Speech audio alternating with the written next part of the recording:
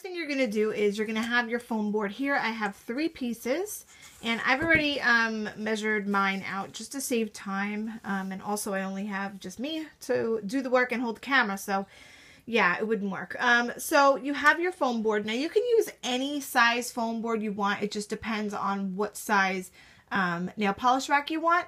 I want a larger one, which is going to hold about, like I said, 65 to 70, 75, maybe if you have smaller polishes. So I used this foam board. It's 20 inches across the top and bottom, and then 30 along the sides. Now, like I said, you can do any size you want. Just make sure that all 3 of your boards are the same size to start with. So first thing you're going to do is you're going to take your first piece of foam board, and you're going to go ahead and take a ruler for this. And what you're going to do is, and I've already done it, you're going to go ahead and you're going to measure out 5 inches. So every 5 inches, you are going to make a mark, because then you're going to have to draw a line. So you're going to make a line every 5 inches, and it's going to go all the way up to the top because it is equal 5 times 6. You're going to have the 6 lines in the middle. Okay, so that's the first board. The second board, this is actually going to be the back part of your board. The second piece of foam board, what you're going to do is on one side, you're going to measure out 7 2-inch strips. So you're going to go ahead, like I said, and every 2 inches, you're going to make a mark and you're going to draw a line. So 2 inches, you're going to have 7 of them. Okay, so we have 1, 2, 3, 4, 5, 6, and 7. On the other side of that same board, you're going to measure out 7 1-inch strips. So you're going to go ahead and you're going to measure every 1 inch. So 1, 2, 3, 4, 5, 6, and 7. You have 7 of those. And on the third piece, what you're going to do is you need to measure the sides of your nail polish rack, which you need 2 of them, obviously. It's the long sides. So you're going to go ahead and you're going to measure for these. It's going to be, again, it's going to be 2 inches. So you're going to make a mark every 2 inches, and then you're going to do it all along the length of the board, and you're going to make 2 strips. Then what you're going to do is you're going to take your, you can use any kind of box cutter, etc. I got this little guy at Michael's for, I think, like $3 or $4. So I'm going to use this, and what you're going to do is you're just going to cut along the lines of the 2 side pieces. And you're also going to take the other board that you made your 2-inch panels and your 1-inch panels. You're going to cut these all out, girls. Now this is probably the most tedious part. You're going to use your little razor, and you want to make sure you get as straight cuts as you can, because these are going to be glued together, so you want to make sure that they fit together nicely. So I've gone ahead and cut my pieces. I've got my 2 long pieces, which are 2 inches wide. I've got 7 of the shorter 2-inch wide pieces, which are going to be our shelves. And then I've got 7 of the 1-inch panels that we are going to cover with this duct tape. Now you can pick any pattern that you'd like, but I chose to go with a white and black zebra print because my bed sheets are zebra, and I just wanted to stick with the basic black. I can show you how to do this now. So you have it on here like this, okay, right in the middle there. And what you're going to do is you're just going to fold one side of it, you know, all the way up, and just press it down. And you're going to do this the whole length on both sides. Okay, so there's the one side. Now you're going to do the other side. You're just going to fold it over. So it looks like that. Now for the corner, what you're going to do is you're just going to want to do it like a present. So you're just going to push this in, okay? And you're going to push this in. And basically why you wanted to leave, you know, not have too much of excess on the edge here is because you see this right here, there's a little bit of tape exposed.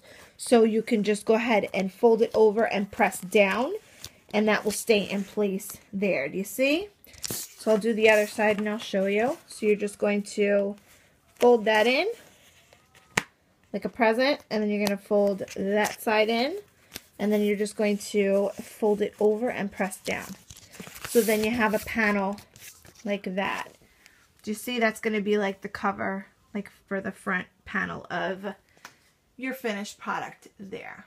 So now that I have everything done, I covered all of my panels with the zebra duct tape. Lost the word for a minute. Got my shelves and my side pieces here, and I've got my board marked up. Now what you need to glue these down is just a glue gun, and I just picked this up at Michael's for $5. It's a mini, and you're also obviously going to need the glue sticks to go with it. So I've got a pack of glue sticks. Now what you're going to do is, and again, I'm not going to be able to do this on camera, but you're going to go ahead and you're going to take your shelves. You're going to apply glue all the way along the edge of this. Try to get the flatter side, which is going to be this one. And you're going to go ahead and glue it on all of the lines here. And then obviously the last two are going to go on the corners. So the edge at the bottom, and then one all the way at the top there. So I'm going to do that, and I'll be right back. So as you can see, I've gone ahead and glued all the panels on. Now girls, one very good tip for you. First of all, you have to work really fast with the glue. It dries quickly. Another thing, as you can see, this, excuse my dirty socks. As you can see, the shelves are a little bit slanted. Now, if they are slanted, you want them to slant up rather than down, if you know what I mean. See how it's slanted up? You want it to be slanted up because you don't want it to be slanted down, because then things will slide forward and you'll have broken bottles of nail polish all over the place. So again, make sure that they are, you know, if they are slanted up versus down. Secondly, when you do the glue, you're going to glue the base, you know how you glue these on flat, okay? And then what I do when I'm done, which I've already done, is I will reinforce. I will go in the corners here like caulking, and I will do front, top, and bottom of every single shelf. Top, bottom, the sides. I will get in these little grooves here on the side, very important.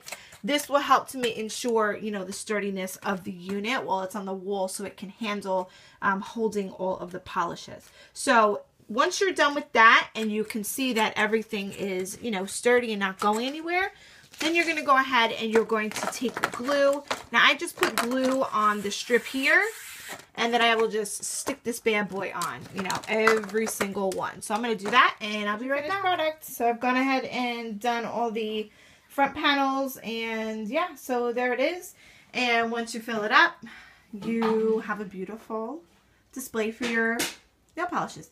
The second one is probably going to go catty corner in that wall. You're going to hold the piece up to the wall where you want it, and then you're going to take a nail and you're going to punch it through the back of the board where you are going to place your screws at a later point. So you do that, and then you pull it away, and I've already done it. And then you go ahead and you take an actual screw, and you're going to make the holes bigger. You're just going to do that by hammering it in and then wiggling it just to make the holes bigger. Then what you're going to do is you're going to take a washer, which is one of those little plastic pieces, and you're going to put it in the hole, and you're going to hammer it in. So forgive me girls, but it's a little hard for me to hold the camera and do this at the same time. So I went ahead and put my board on the wall, and then I went and screwed the screws in to where the washers in the wall are, or the anchors rather. Now it's really easy just to, you know, because you already have the holes in the backboard from when you marked where you wanted to put the screws from the beginning. So once you just go in to screw into the back of the board, it just goes right into the anchor. So then what you can do, if you have, I have these little white, I guess, screw covers from another project that I had. If you don't have them, it's okay. Your polishes are going to cover it anyway.